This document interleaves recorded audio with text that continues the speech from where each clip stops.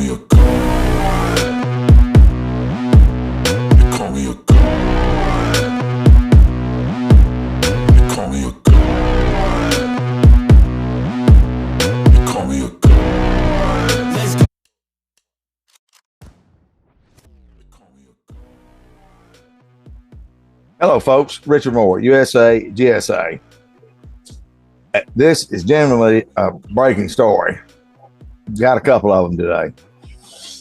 And this is a continuance of the story on Rebecca Baumgardner, the YouTuber that was wrongfully convicted on a sham and subsequently given 24 mandatory years in Mississippi State Penitentiary. I'm here to tell you, ladies and gentlemen, this corrupt garbage can of corruption, as it pertains to this case, is being dumped out and it's coming to light. And so we do have some breaking information that you're going to hear on this interview, on this telephone call I had Rebecca just a few minutes ago. Excuse me. Before I jump into it, I want to remind you to please subscribe if you haven't subscribed, to share relentlessly, and to like. And I do welcome your comments there at the bottom. Also, there in the description of the video is our link tree. In that link tree, we'll give you the links to my blog and some of the other platforms and the various ways you can support USAGSA. 100% supported by our listeners, viewers, and followers. And folks, without your support, I can't do what I'm doing. We can't do what we're doing. You can also join USAGSA by taking a stand and becoming a patron on Patreon. That's at USAGSA. That link is in there as well. Become a patron at Patreon, and you get all the content in one place. And in many cases, you get exclusive content if you're a paid member, and you can start out as little as $5 a month. And today would be a good day. If you haven't become a Patreon, I encourage you to do it. And let's together work at exposing this abject corruption from coast to coast and continue to get voice to the voiceless and the victims of these government-sponsored crimes, and it's crimes against humanity. So hold what you got, and here's the conversation that I just had with Rebecca. Thank you. Thank you for using. Hello. Hey, Rebecca, we're live and hot. All right. How you doing? Good. How's things going with you? I'm okay. Speak up a little bit. You whispered. Oh, okay. Turn it up a little bit. Sorry. Oh, Can you hear me? yeah. I didn't know you could turn up the Volume. well, I know for hearing, I don't know if it turns the voice up. In theory, it should. I wanted to ask you, and I know we probably talked about it. When they when you were initially arrested, I know we've shown the attempted interrogation. Yeah. That was their last attempt to interrogate you, right? Yeah, that was only one time. That one time. And so in your mind, knowing, I know the feeling with myself, but in your mind, knowing that this is all trumped up, what was your feelings going in before you went into the trial for these? It was 2 charges, right? It was 3. 3. 2 charges Yeah. of sale of methamphetamine, and the third one, intimidating or threatening a witness. Well, okay, I went to trial on 3 cell charges. Okay, and they charged me with the intimidation later after I bonded out on that. Right. So they could put me back in jail and deny me bond. I got you. So they charged you with 3 and they convicted you of 2. No, they convicted me of all three. All three. That's right. That's right. I'm sorry. Each one of them was consecutive sentences, which added up to 24 mandatory years because of habitual offender. But in your mind, were you confident with your attorney and with what the discovery and because you had seen the video footage in its fullest? They didn't show all of it. You didn't know they was going to do all that. So what were you thinking? Were you thinking you were going to get railroaded, or did you think you had a chance? Well, honestly, this is what I thought. I thought because I'm innocent that they were going to see, the jury would see the truth and that I was innocent. Amen. I thought the same thing. Either way. Right. Yeah. I mean, I fully believe that it didn't have anything to do with the competence of my attorneys. I just knew that I didn't do anything wrong. And, right. The evidence was not there to support their narrative. So, yeah. So 4 days of this, did you feel like during this trial that the thing was going south? What point in the game in that 4 days did you start seeing the handwriting on the wall? If you did see the handwriting on the wall, that you were going to get railroaded?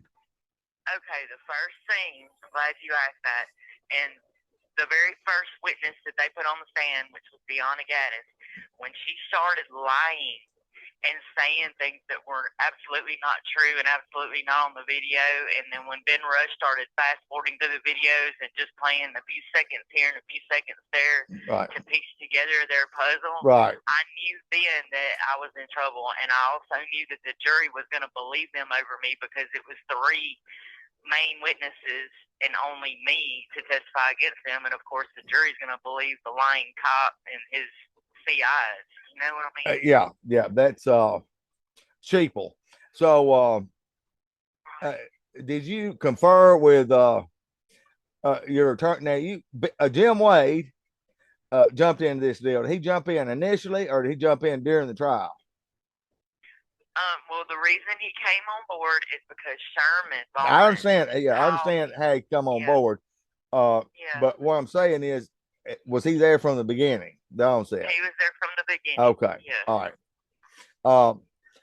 So did you have any conversations with your attorneys about your disapproval of them, and why did you object? Why did you allow them to skip through this evidence and take and the whole go ahead. We lost this. My recording is decided it want to do something different. So what did you say to your attorneys during the trial about your disapproval about them allowing them to take this statement from this snitch on the stand out of context?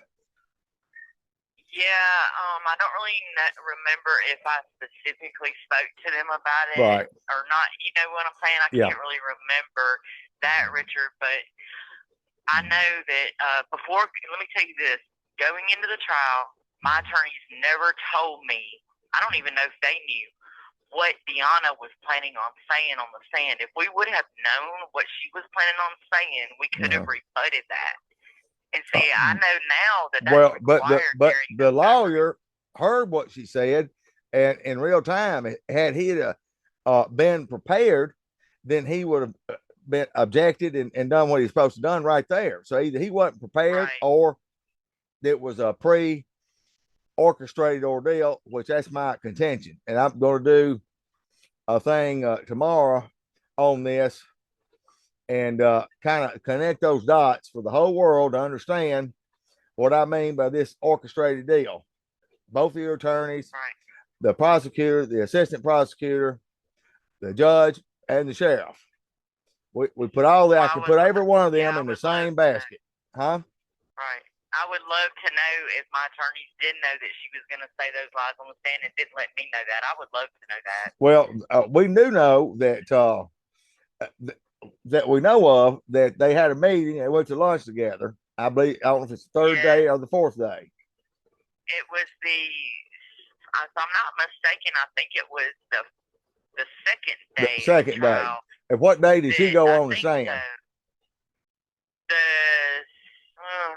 Oh my gosh. I want to say it was the second day. Yeah, of I want course. to say they met before she got Yeah, on the stand, of but it course. wasn't. Amanda Meadows did not go to the lunch. And meeting. there's a It was reason just Amanda Jim Meadows Wade. didn't go. The reason she didn't go is if they were having a meeting discussing you, a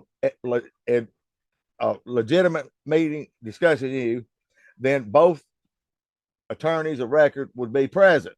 Now, by Amanda Meadows agreeing not to go to lunch with them, then they can say we're just talking shop. It had nothing to do with Rebecca. That's going to be their story. So Rebecca is just as culpable as Jim Wade if my contention is true, and I believe that I can put that together. Okay, well, I'll help you put it together if you want me to. I want to tell you what Jim Wade told me after that lunch meeting. Okay, so they did talk about you. They did. Well, And then Jim Amanda Wade- Meadows should have been there, but they're going to argue we didn't talk about her, and she's just making Well, that they up. did. He's going to deny it. Go ahead. Okay, well, I mean, of course they're going to say I'm the liar. Of course, But yeah. anyway, Jim Wade told me specifically that he met with Ben Rush and Scott Cologne during that lunch date or whatever, and he said that they might be open to letting me plead out on a misdemeanor charge, okay, for all these felonies. And I told him I will not plead guilty to anything. I said, I don't care if it's a misdemeanor. I refuse to plead guilty to something I did not do. We're going forward with the trial. Yes. That's somebody having a set there. I mean, I don't know what I'd have done in that situation. Well, you got to understand, man, I'm fully putting my trust in God. And I understand it. I understand it. Yeah. And that's, I wasn't aware that I was under the assumption they came back and offered you less time. But this first time me hearing he came back and said that they were open to a misdemeanor. That tells me say exactly that. Now, okay. Richard, hold on. What do you say? Say exactly they were open to that. He said they were discussing the possibility of letting me plead to a misdemeanor. Here's the deal. They were discussing the possibility. Now, had they had this meeting and it came up and they weighed their options with this perjured testimony and all this other stuff. They're not going to have egg in their face.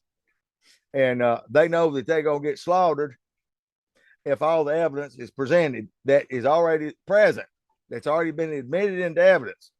But who knew that they were going to just give snippets out of it? So that was, so they had, he'd mentioned something about a misdemeanor that came up. And they've got this solid case that slammed up against you. They said, oh, hell no. It's not, no. We're not even going to talk about misdemeanor. He wouldn't have come back and said they were discussing it or entertaining anything else. So it tells me they were open to talking about a misdemeanor, which tells me with everything on its face value, they had no case. They had no case. And they didn't without the lies. Exactly. Can I tell you something? Can I tell you something that happened too? I don't know if, I've told you this before, but I don't know if we've spoken about it to the public.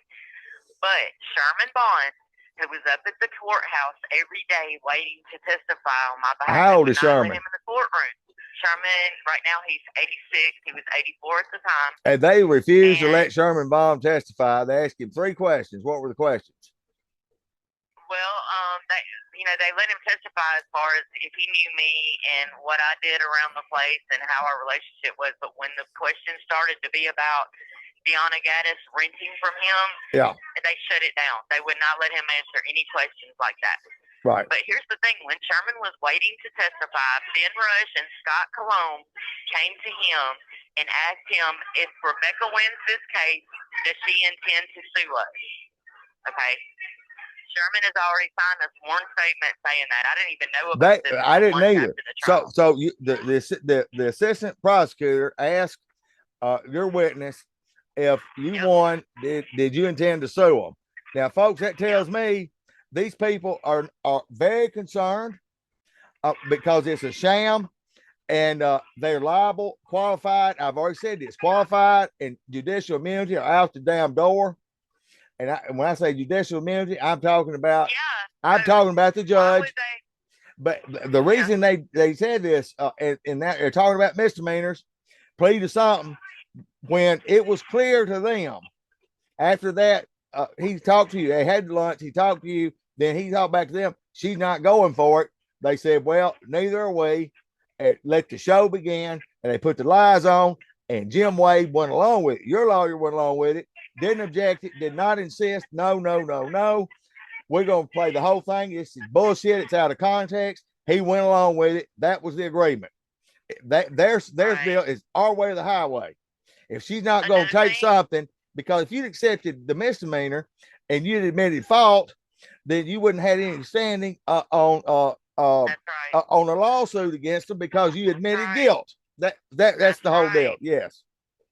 So one more thing, Deanna Gaddis seen Sherman outside somewhere around the same time before she got on the stand and testified. Now, Sherman's already sworn a statement to this.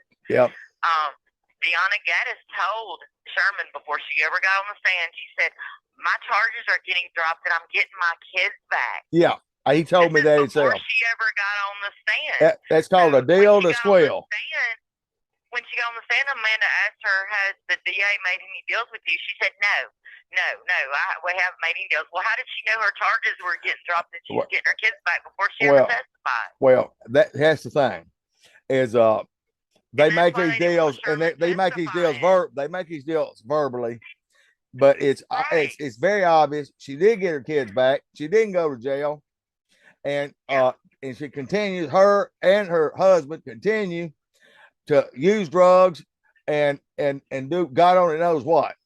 They've moved out of town. They've changed their names and wearing Halloween masks and everything else because they're lying, snitching, perjury, committing rats.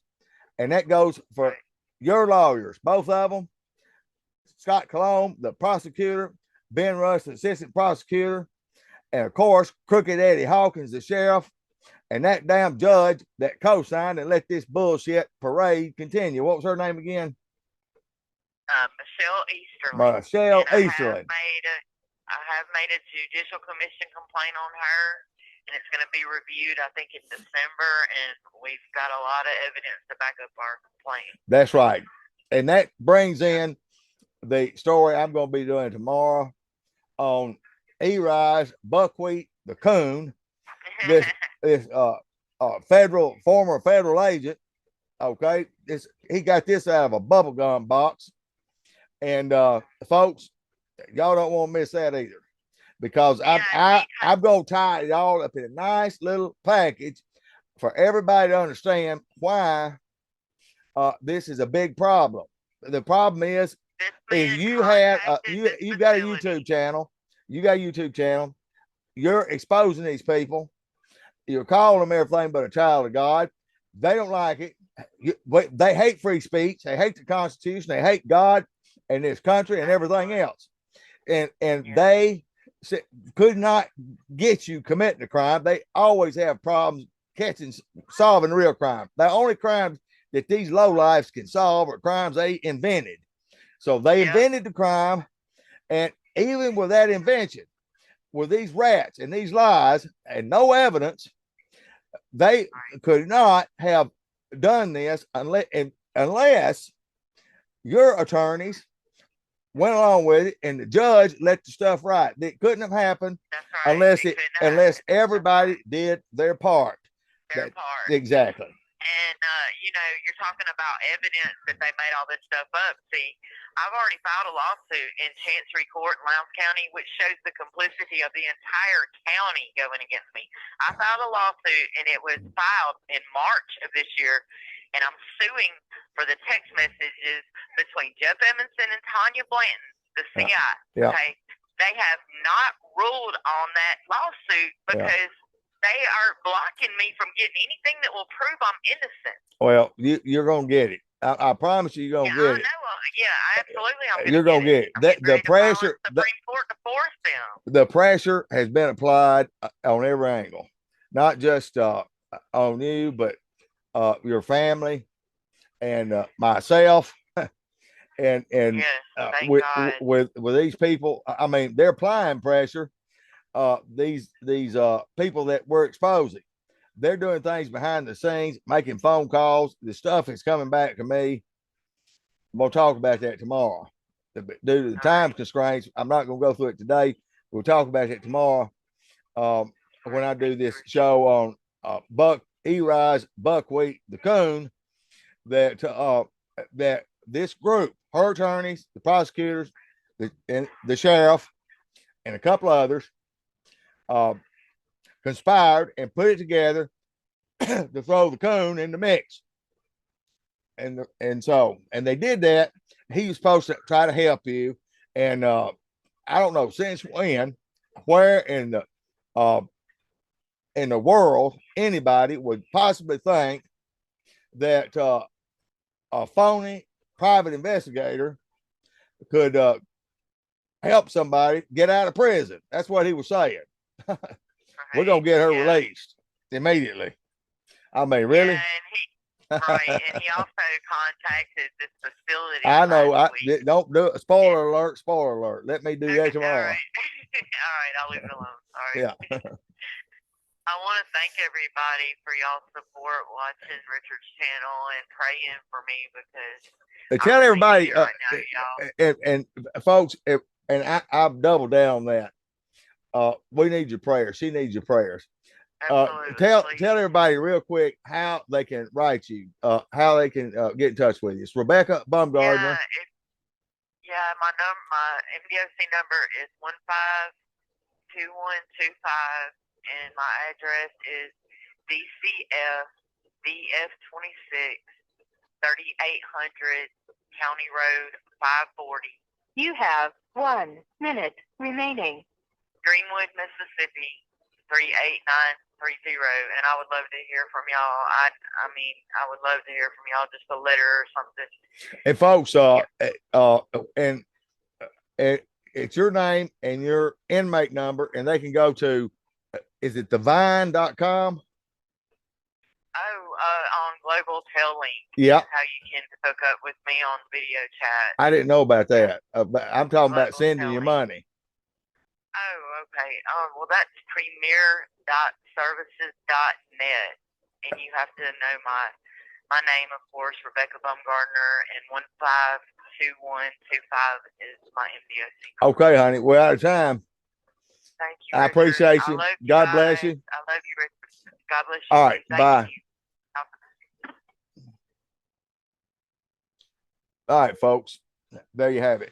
I'm going to try to post the I'll get it in there sometime here soon, the at her contact information, and also the information about her the global tail link. I wasn't aware of that. It's a prepaid deal. Someone that wants to get in on that, you can have video calls with Rebecca. And now that I know that, I will try to arrange that on our next go around. Also, this Premier Services, whatever she said it was, I'll put that up there as well. Her immediate family, they're struggling like so many people in this country right now are struggling. Especially, it is especially difficult for those that have a loved one that's incarcerated. And so I encourage you to keep them in your prayers. For those that do not have a loved one or someone close that is incarcerated, you have to understand that immediate family, that mother, that dad, that brother or sister, or that child, aunt or uncle, grandparent, is technically serving time as well. It greatly affects the immediate family of those that are incarcerated because they're helpless, and in a lot of cases the cases are hopeless, and they're powerless, and it seems that there are no answers. And when you get caught in this web of corruption, And we've got a problem in this country, a systemic culture of corruption running through every county, every state in this union. And this is all thanks to the Department of Justice COPS program, in part, and the National Sheriff's Association Neighborhood Watch. When they get an individual for whatever reason they don't like, they weigh too much, they don't like their house is too big, they're envious of their job, or whatever, they will accuse them of the most damnable thing they can dream up and put them on a list and target them until they're annihilated. That's how it works. This is a textbook example, folks, of this abject corruption happening in broad daylight. On the surface, you hear the evil criminals with badges and evil people and criminals in positions of trust tell the story. She's guilty. But when you hear the truth, then you start seeing the devil as it is. I appreciate you folks. Share, subscribe, and let me hear from you. Our links are in the description of this video. Until next time, God bless you.